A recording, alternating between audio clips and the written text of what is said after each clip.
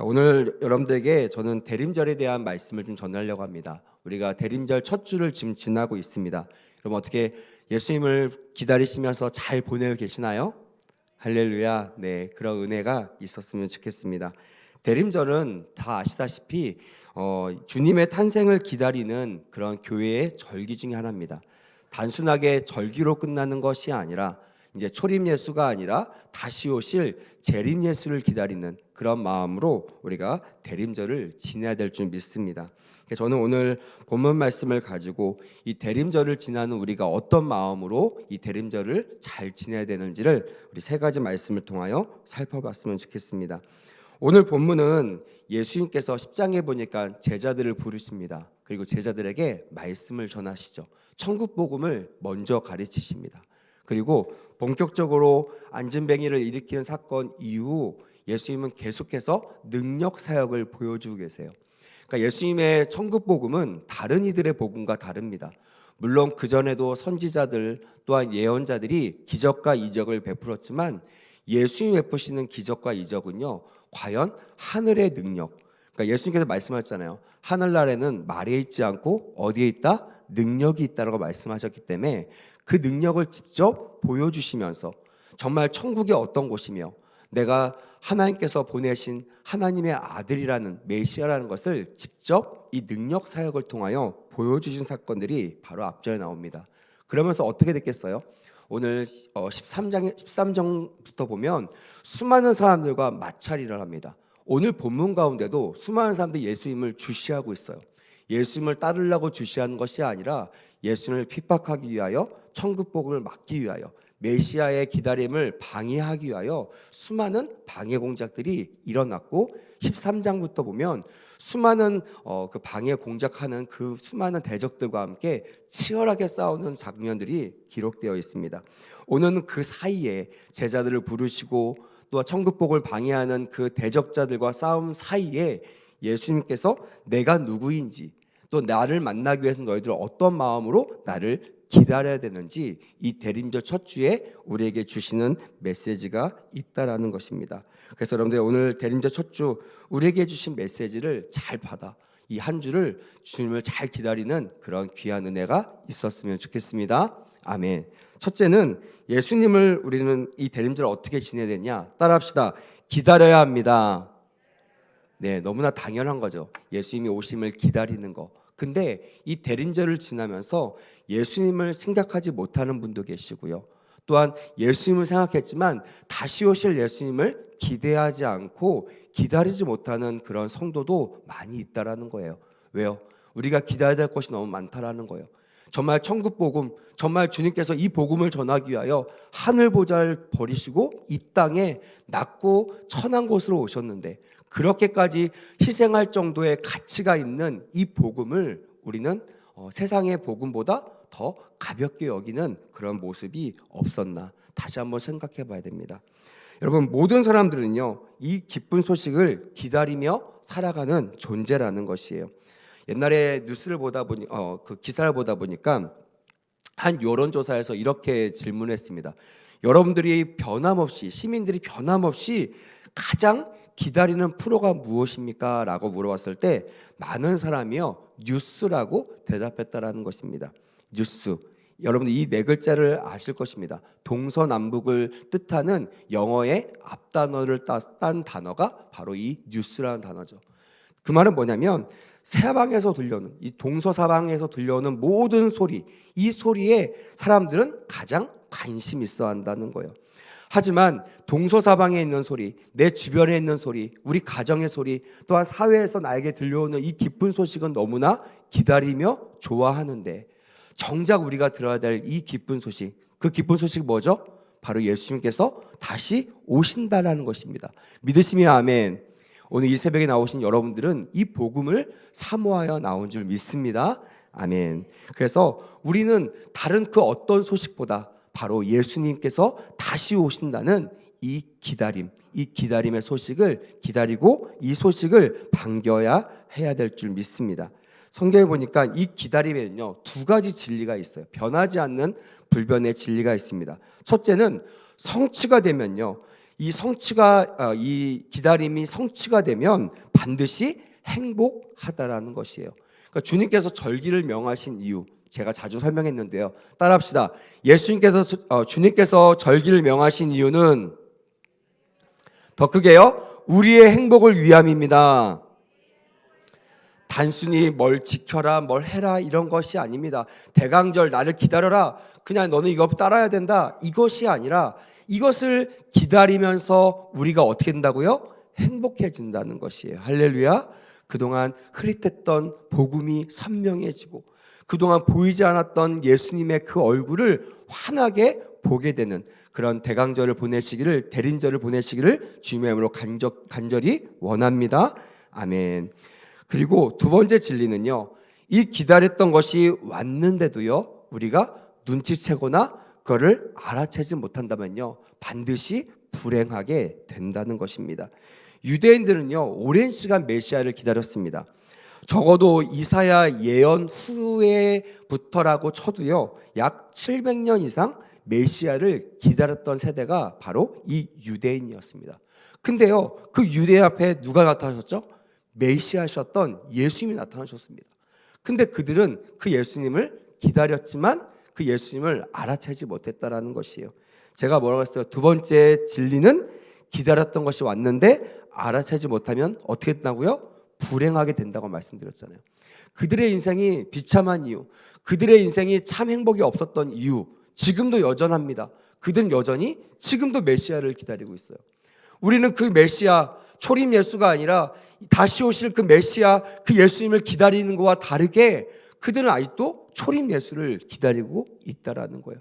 이미 우리 가운데 오셔서 이미 생명을 주시고 우리에게 구원을 주셨건만 그 예수님을 알아채지 못하고 구주로 영접하지 못하는 그런 안타까운 민족이 바로 유대인이라는 것입니다.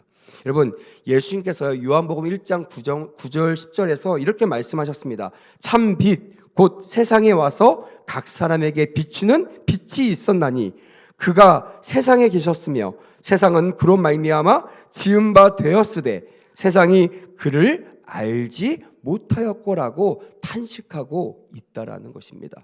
여러분, 빛으로 오신 주님을 알아차리시고 받아들이시길 주님의 이름으로 축복합니다. 아멘. 이것이 우리의 축복이라는 것이에요. 이것이 기다리는 사람만이 누릴 수 있는 복, 행복이라는 것입니다.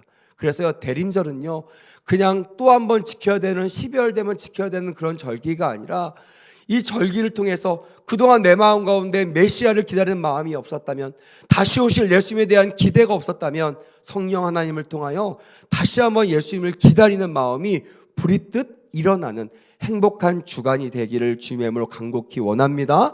아멘. 여러분 기억하시죠? 예수님을 메시아라고 말했던 최초의 사람, 바로 우리가 오늘 본문에 봤던 세례 요한입니다. 구약 시대가 끝나고 말라기 선지자를 마지막으로 모든 예언의 소리가 끝났습니다.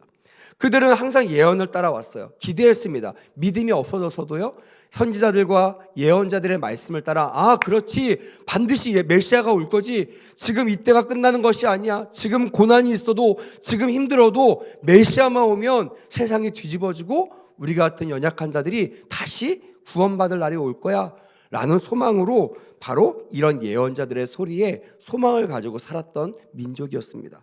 근데 그들에게 예언의 소리가 끝나게 된 거예요. 유대인들은 예언자의 말을 통하여, 성경에 보니까 약 한 250에서 300년 사이에 중간 기가 있습니다. 중간 기에서도 끊임없이 주님은 성령을 통하여 성도들에게 말씀하셨다라는 것입니다.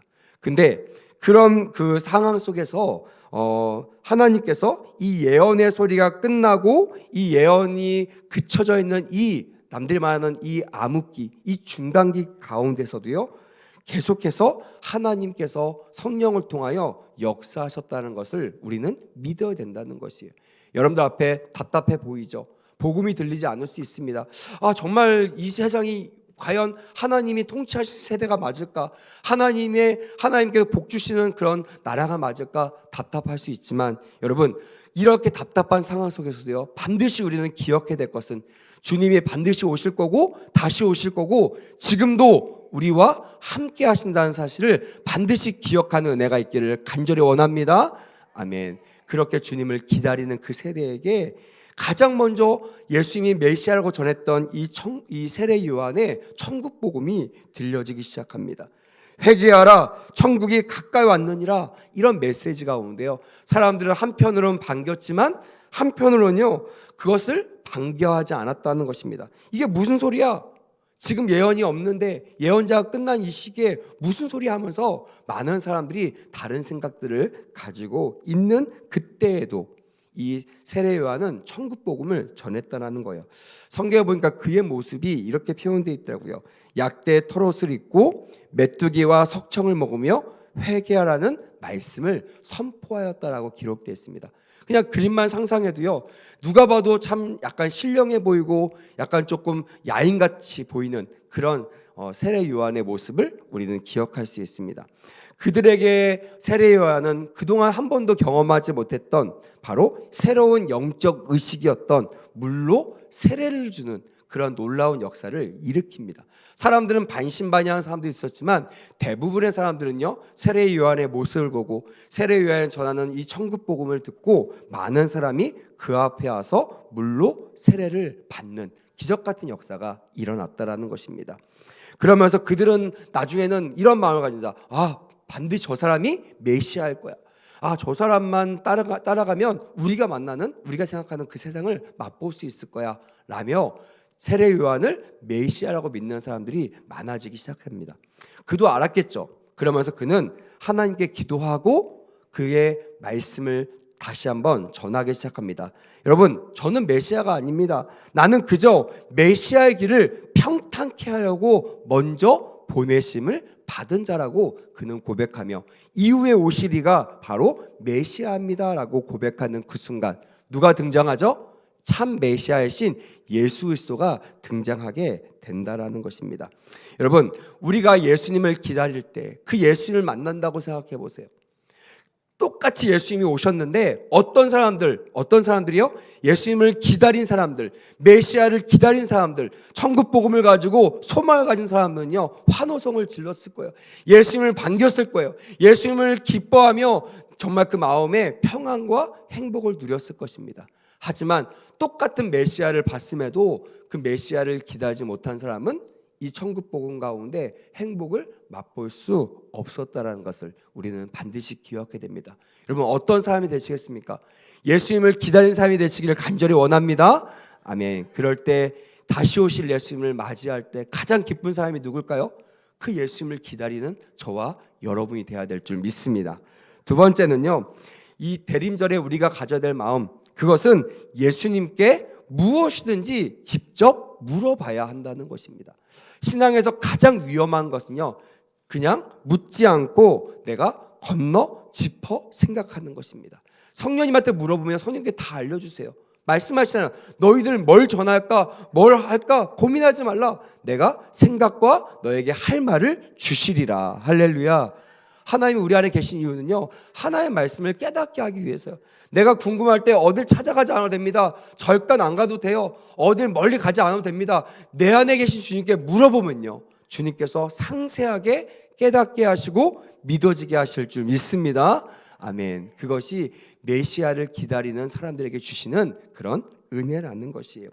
오늘 누가복음 3장 15절에 보니까 모든 사람들이 요한을 혹 그리스도이신가 심중에 생각하니라며 같은 본문을 가지고 같은 상황을 가지고 다 각자의 소견에 옳은 대로 생각하는 모습들을 가져봅니다. 그리스도도 마찬가지예요. 왜 교회 가운데 하나가 돼야 되는데 왜 분열될까? 왜 같은 복음을 가지고 어떤 사람은 기뻐하고 감사하지만 어떤 사람은 분내고 화를 낼까? 스데반같이 예수 그리스도의 복음을 전하는 그 사람을 보고 어떤 사람은 예수님을 믿는데 헌신하는데 어떤 사람은 화가 나가지고 돌로 쳐 죽이는 그런 말도 안 되는 상황에 놓여지게 된다는 것입니다. 왜요?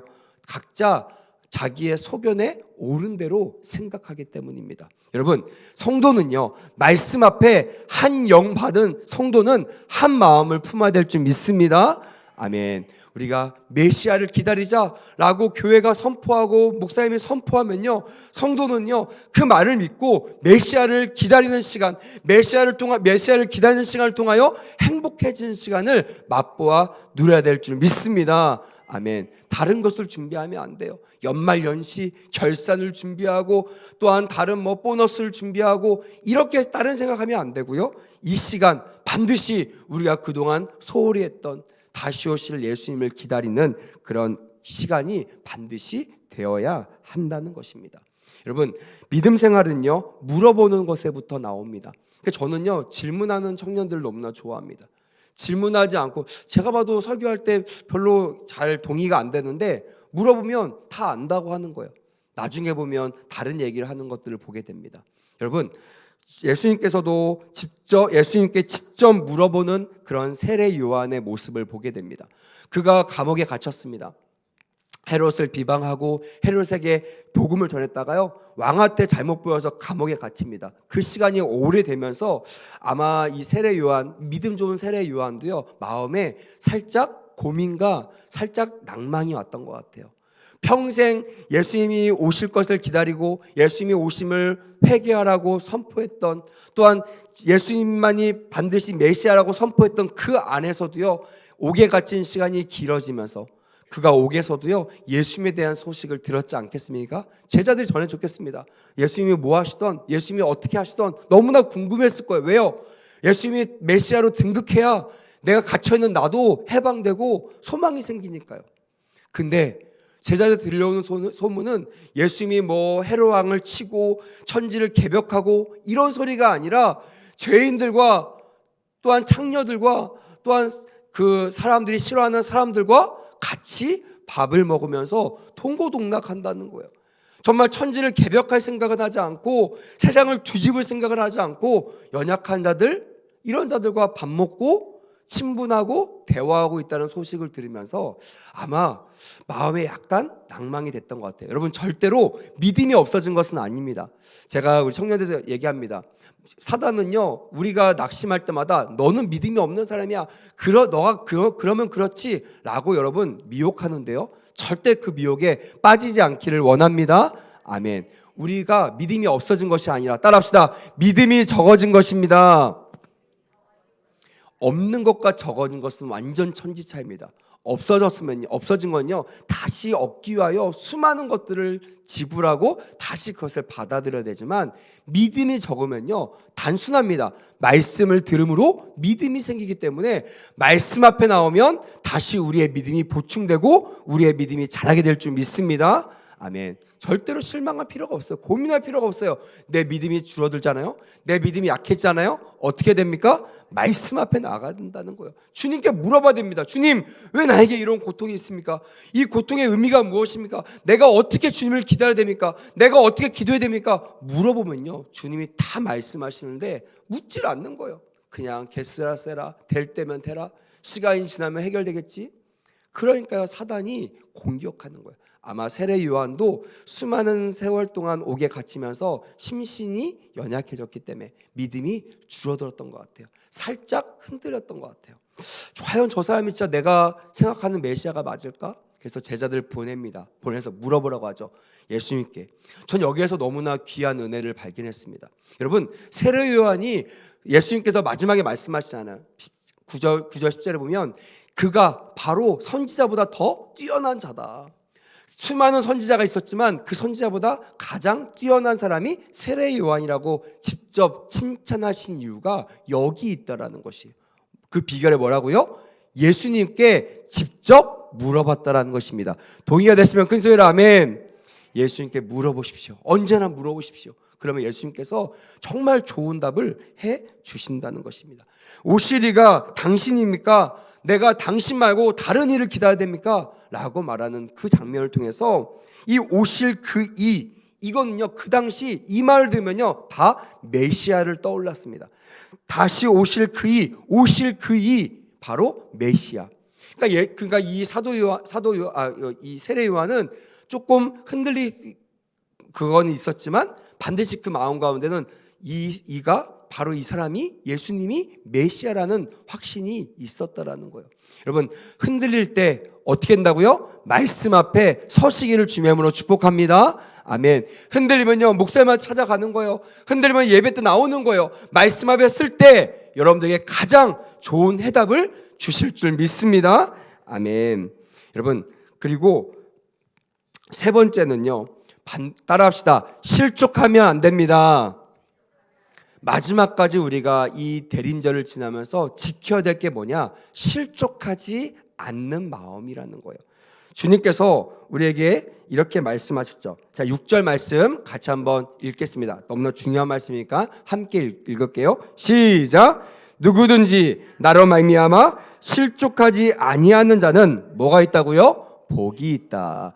예수님께서 그동안 말씀하셨던 복이 어떤 복음이에요?